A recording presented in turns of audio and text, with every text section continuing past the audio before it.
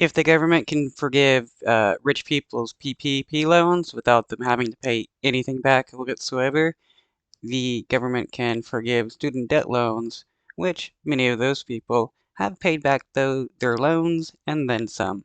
Breaking news from the White House this morning. The Biden administration has announced that it is automatically forgiving $39 billion in federal student loan debt for thousands of borrowers. NBC News senior White House correspondent Kelly O'Donnell joins us with this breaking story. So, Kelly, this news comes about 2 weeks after the Supreme Court rejected President Biden's debt relief plan that would have forgiven up to $20,000 in student loans for more than 40 million people who have been impacted by that. So what do we know about this new announcement from the Biden administration?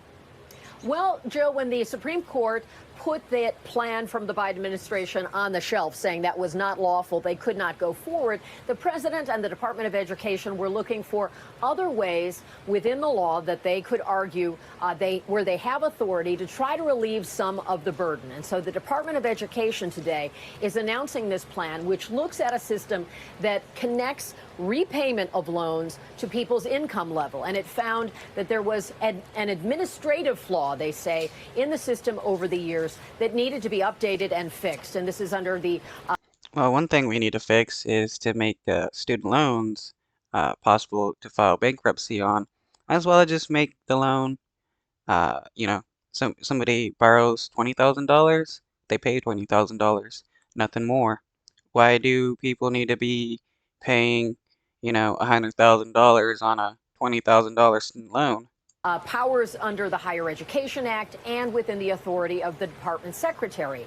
And so what they've been able to do is grant this loan forgiveness for those people who qualify under this program. And it's a considerable number. And it is much smaller than the sweeping plan they talked about. But it's one of the tools that the administration and the president have said they would be trying to deploy, looking for ways within the law, within the system to provide relief. And so they argue that there were. We could change the law to provide relief. I mean, all laws can change. I mean, before you could file bankruptcy on student loans, and then Biden had it changed. Well, Biden and others had it changed so that you couldn't file bankruptcy because of this supposed idea that nobody was paying back their student loans and just filing bankruptcy. So they made it impossible. Were credits that those borrowers who'd been paying back their loans over years were not properly given. And under the law, those who had paid their loans over a sweeping period of 20 to 25 years were supposed to have forgiveness. And the math on that had not been kept up to date. And so this is part of trying to make this administrative fix. And the result will be giving a reduced burden of debt and a real windfall for those who qualify. Not a full piece, as the president hoped, but a step in the direction of providing relief for student borrowers. Joe? Kelly, we want to ask you another story about that building behind you there. A major development in a story we've been following. The Secret Service announcing they've closed their investigation into the cocaine that was found at the White House. What are they saying? What's the reaction? Well, it's not even quite 2 weeks yet since that small baggie of cocaine was found inside a working entrance. I call it a working entrance because it's a place that's not used for ceremonial moments, but for people getting inside the West Wing on West Executive Avenue.